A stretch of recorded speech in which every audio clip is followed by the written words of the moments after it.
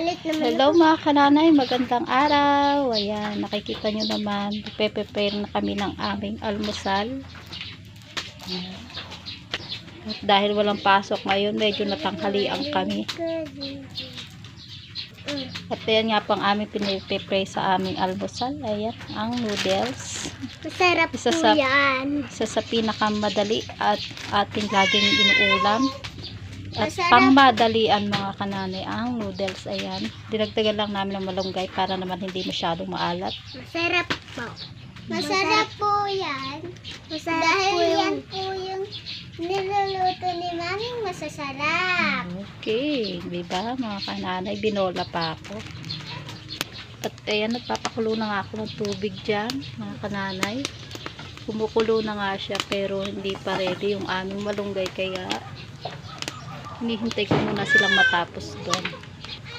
Bumabackground na naman ang kambal. Hey, what ka umiiyak? Bakit ka umiiyak? Yan. Ako mga kataniman dyan. Tingnan nyo naman ang tahimik sa aming probinsya.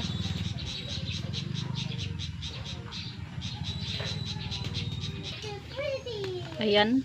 Bukulo na nga at ready na rin ang malunggay. Pwede na natin ilagay ang ating noodles. Nilagay ko na po yung ating noodles. Ilalagay na rin natin ang malunggay para sabay na silang maluto. Ilagay na rin natin ang ating flavor. Ayan.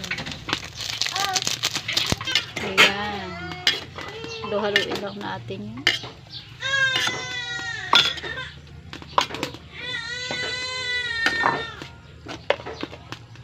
Tatakpan ko lang ulit para malutong mabuti ating noodles at ang ating malunggay. Ayan, napakalakas nga ng ating apoy. Okay, ayan, titignan na nga natin ang ating niluluto mga kananay.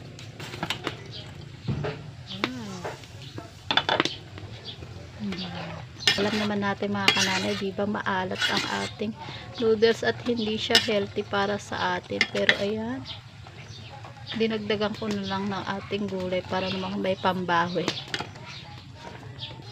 Alam naman natin mga kananay na hindi masyadong healthy ang ating noodles para sa ating katawan. Kaya ayan, dinagdagan ko na lang ng malunggay para naman may pambawi tayo. Ayan. Para maging healthy pa rin kahit paano yung ating kakainin ngayon. Tanong natin ulit dahil konti pa. Yan, may bata na naghihintay.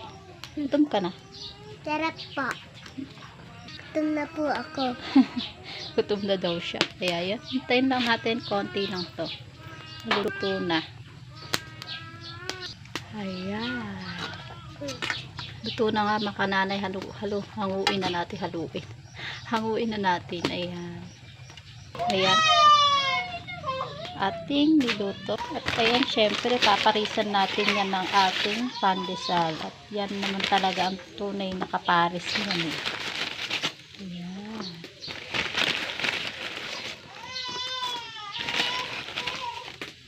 Okay. Ayan, sasandukan ko na. Ay, umuusok pa yung ating ating nilutong nilutong noodles. Ayan. Sandukan ko na nga isa-isa. Siyempre naghanda rin ako ng konting kanin para kung gustong magkanin. Ayan, katulad ko magkakanin ko. Ayan. Diba mga kananay, solved na ang ating breakfast. Like, then subscribe. Bye-bye. Thank you for watching. Bye-bye.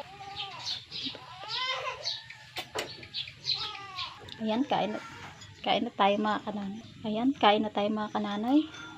At ayan, 'di ba mga kananay, solve na ang ating breakfast para sa nagmamadali katulad sa umaga napapasok ang ating mga anak. Pwede natin 'yan i-ready at napakadali nga po, 'di ba?